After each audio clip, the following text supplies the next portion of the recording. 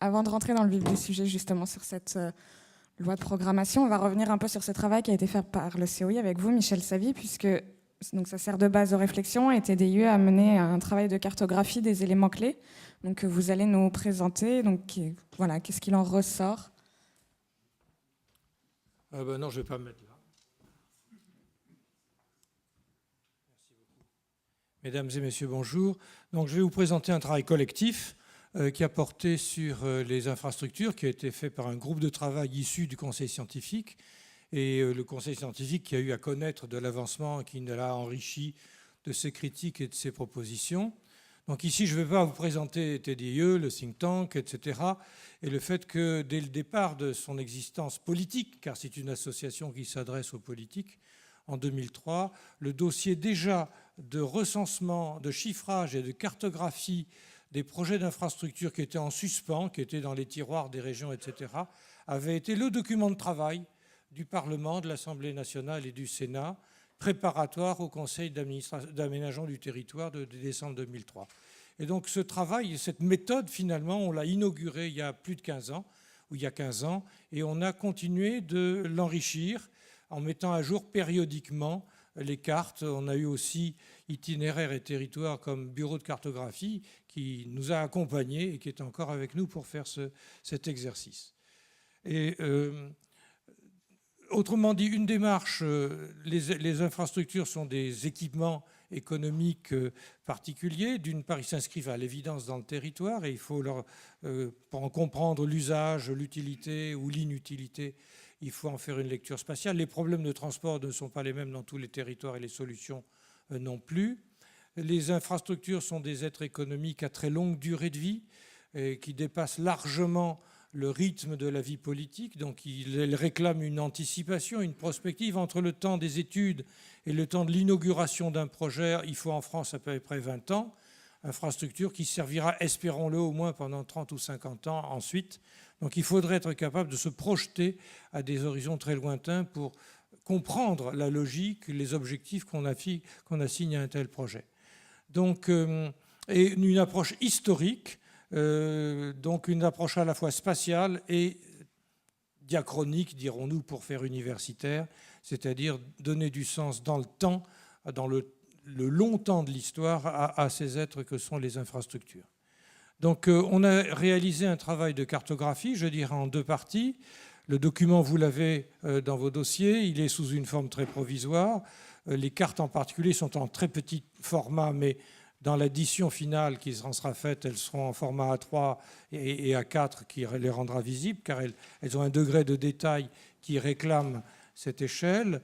On a commencé par faire la récapitulation de ce qui s'est passé depuis le début du siècle à aujourd'hui, de 2003 à 2017, et mode par mode, et on a fait une carte de synthèse qui montre qu'effectivement, le début de ce XXIe siècle a connu une extension notoire des infrastructures de transport interurbaines.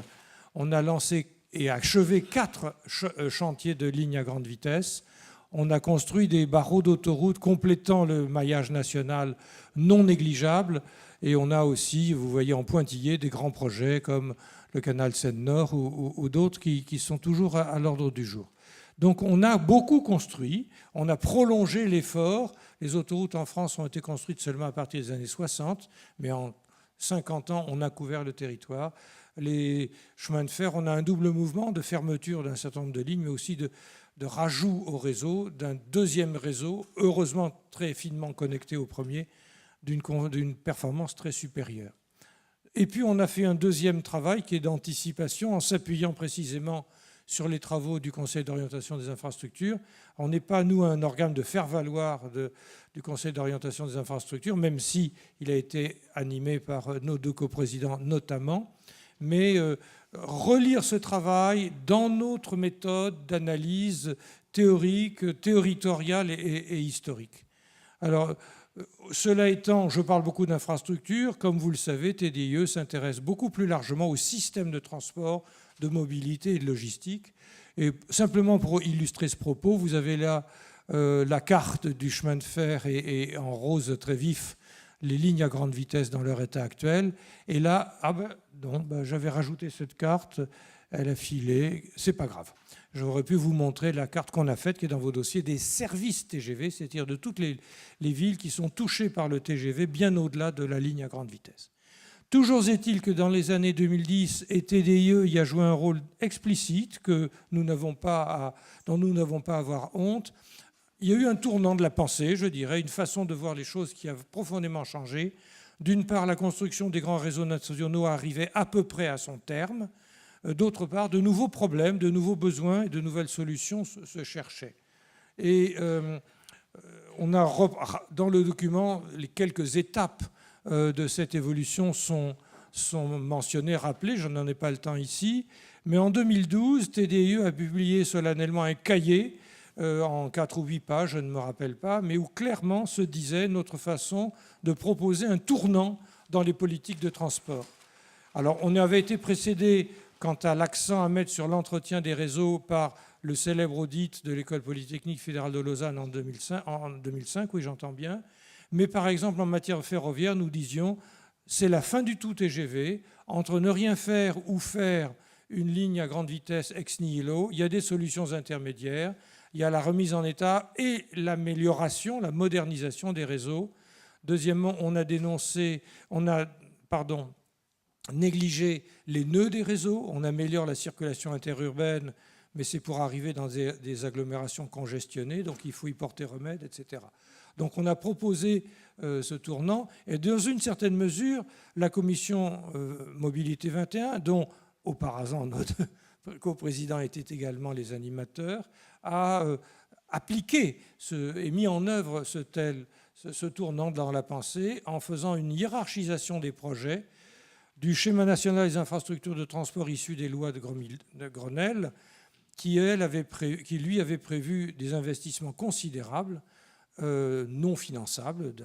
Chacun était d'accord pour trouver que c'était déraisonnable et impossible, et en oubliant un peu la route, qui est quand même le mode de transport principal et sans lequel on aurait du mal à penser le système de transport dans son entièreté.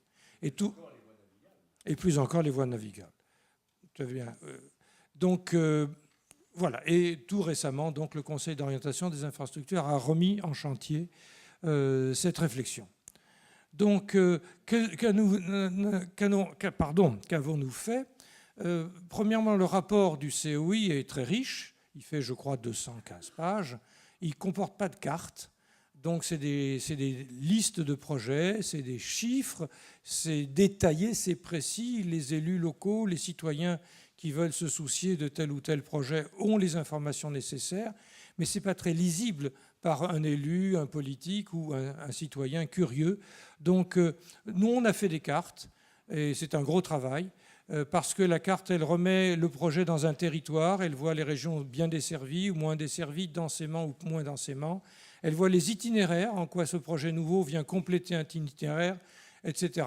Et donc, je pense que la carte est évidemment un outil pédagogique éminent pour donner la dimension géographique des infrastructures. Et les cartes que vous aurez sont classées de 2 manières. D'une part, et Louis Nègre nous a rappelé la logique des 3 scénarios. Mode par mode, nous représentons les projets qui seraient financés si le scénario 1 ou 2 ou 3 était retenu. Et puis une deuxième série de cartes où sur une même carte, nous mettons tous les modes, mais selon qu'ils sont financés, scénario 1, 2 ou 3. Donc on voit ainsi les logiques apparaître. Alors cela étant, les cartes ont demandé un travail très minutieux, vous verrez qu'elles sont très riches, mais elles sont beaucoup moins spectaculaires que les cartes du début du siècle. Car quand on faisait des grands itinéraires interurbains, ils sautent aux yeux. Quand on va rajouter des projets coûteux, indispensables, mais à l'intérieur d'un tissu métropolitain, c'est beaucoup moins facile à représenter graphiquement et c'est beaucoup moins visible sur une carte qui représentait la France tout entière. D'où le besoin de zoom métropolitains qui sont bien sûr inclus dans notre travail. Voilà. Donc je vous montre très vite ces cartes parce qu'il ne faut pas qu'on ait beaucoup à prendre la parole et à dire des choses passionnantes, j'espère. Donc voilà la première carte. Vous voyez qu'il y a beaucoup d'informations dans toutes les petits cartouches qui entourent la carte proprement dite. Ça, c'est les grands projets ferroviaires pour la période 2018-2037, scénario 1, 2, 3, et vous les voyez. Mais ne vous faites pas d'illusions. Ces grands rubans verts qui qui barrent la France ne sont pas des lignes à grande vitesse, c'est de la mise à niveau de lignes traditionnelles, de lignes à grande vitesse prévues. Il y a bien sûr Bordeaux-Toulouse qui est proposé selon des scénarios différents et dont la décision n'est pas encore prise à ma connaissance. La deuxième carte, c'est la même chose pour les projets routiers. Là aussi, les grands projets visibles à l'œil nu sont peu nombreux. On voit à l'ouest de Paris, on voit la route Centre-Europe Atlantique, un petit bout au sud de Bordeaux et pas grand-chose d'autre. Excusez-moi pour oublier les autres projets dans cette présentation très superficielle. La voie d'eau n'est pas oubliée. Je ne vous cacherai pas que le grand projet, c'est Seine-Nord-Exco, mais aussi un peu de prolongation du grand gabarit à l'amont de Paris. Voilà pour les classements mode par mode des projets du COI. Et puis, quand on met ensemble tous les projets, mais scénario par scénario, voilà donc le scénario 1 qui groupe ferroviaire, routier et fluvial à 48 milliards. Voilà le scénario 2, voilà le scénario 3.